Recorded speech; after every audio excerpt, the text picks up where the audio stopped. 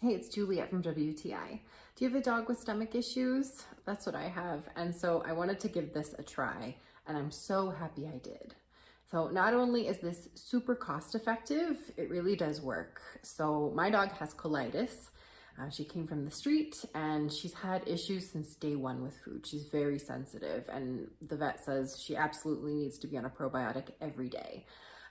I really like this. So I give her 2 scoops, one in the morning, a full scoop, and one in the evening. She's only about 30 pounds, but for her, that seems to be what works. Her stools have been very regular and very firm. Sorry if that's TMI, but like, that's life with a dog with colitis. I really think that this is great. It has stayed stable, like it's just powdery, it hasn't gone clumpy or anything, and we have been using this for months. I have nothing but good things to say about this. It's super easy to use, it's stable, it's cost effective, and that's my point of view.